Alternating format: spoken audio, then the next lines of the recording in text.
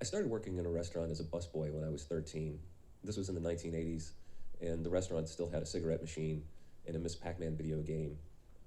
On the game, the maze through which Miss Pac-Man would run, so to speak, eating dots while evading ghosts, was burned into the screen from years of being perpetually on. Being a busboy was 8 hours of hard work, guaranteed. When I would come home, I would lay down in the bed after handling dishes all day, and I could hear still the plates clanging in my head, the sounds of dishwashing and the machine running. It was an audio hallucination. I'm not prone to those in general, and so I think this phenomena can be experienced by anybody who is saturated with a particular sound for an extended period of time. It's just an illustration of how our experience of reality is not only a projection of the sense data based on what is real, but also it's augmented by our conditioning, the projection of our mind. So like that back screen that gets burned into the Miss Pac-Man video game, the familiar sights and sounds of our world get burned into our experience. Human beings and many other living things have an impetus to seek novelty. We've spread through the world and diversified the species geographically. Wanderlust is positively selected for in creatures. Naturally, it brings them to new resources and away from competition. There is a drive for it. It's not as urgent as the need to eat, but it is related to the need to eat or have sex, but it's related to the drive to have sex.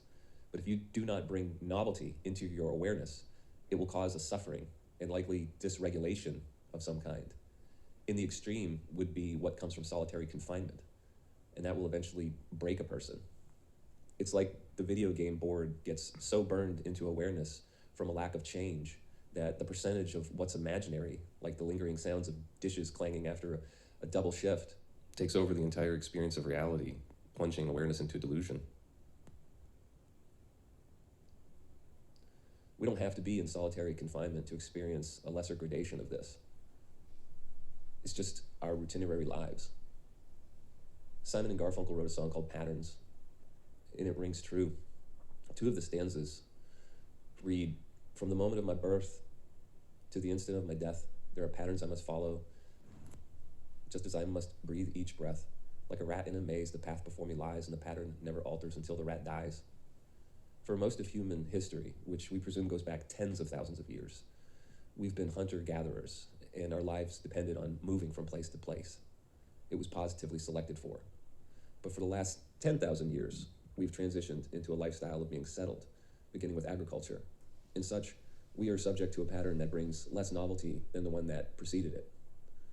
Though the nomadic lifestyle does have patterns, the scenery constantly changes. And so the Miss Pac-Man screen never gets really burned into the mind as it does in that of a settled human being. Novelty brings presence to the extent that what is seen is new in absolute terms. Meaning, we have seen trees, but we haven't seen this tree. What it holds cannot be taken for granted. We have to make sure it doesn't hide a leopard or a giant snake. We have to be present in the midst of the novel, for it can hide danger or opportunity.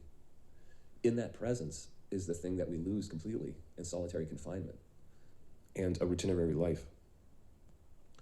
So we all live somewhere in between being a nomad and a prisoner in solitary confinement. Thus, we have an appetite for novelty, whether we realize it conceptually or not. We feel it experientially. Back to solitary confinement, there's a percentage of experience that is fully a function of what comes through the senses, and then there's the portion that's augmented by that which generates dreams.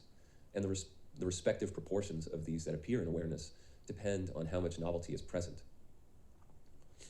And also the spiritual maturity of the subject.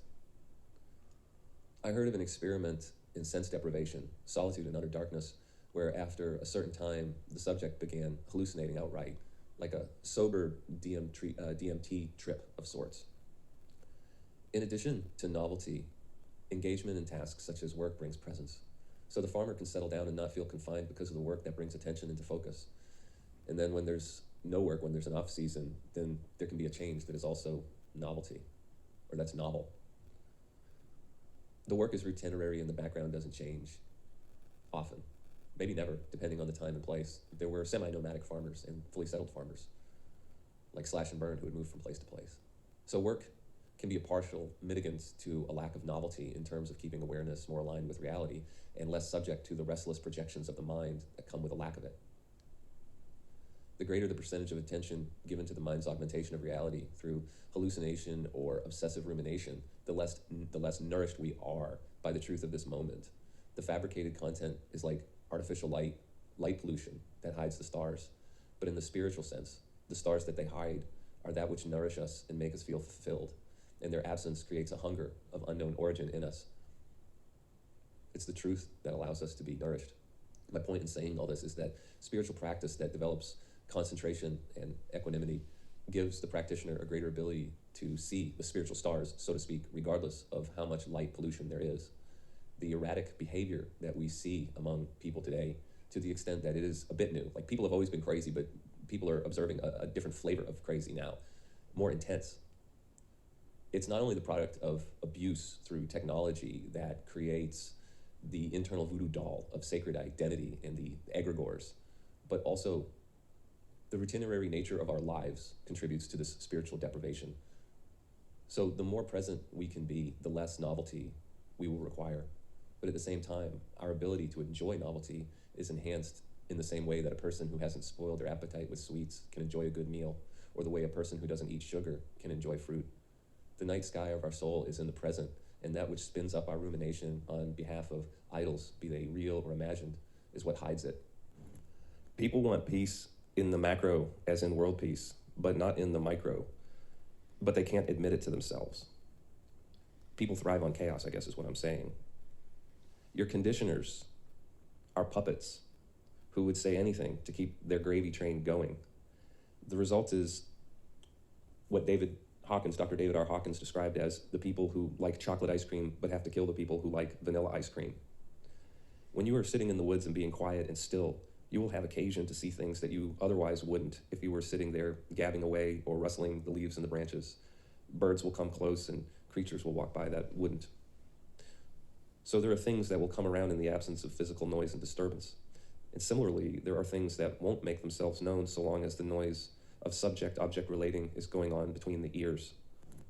Someone who is free is like a walking liminal space. The threshold between consciousness and unconsciousness is found in the present, and they walk in that space. What appears when the threshold has been crossed is peace. There's a kind of peace at the macro level, as in world peace, but then there is the peace at the micro individual level, and that is the peace that people can't admit that they don't want, but instead futilely seek its product in things that destroy it. And when you add all these little instances up of people not choosing peace individually, it leads to a world that lacks peace at the macro level. The energy body hungers for what resonates at its own level, and in body identification, which is the predominant state, the vibrational level is somewhere below love, but for those fleeting moments of perfection. Even then, when that peace is interrupted by interpersonal conflict, something inside can't stand to be deprived of this lower vibration. Like attracts like. The gauntlet is picked up, and it's like a temptation to go from peace into conflict. There's sort of a guilty pleasure, I think, that isn't admitted in raging and chaos. That's all for now.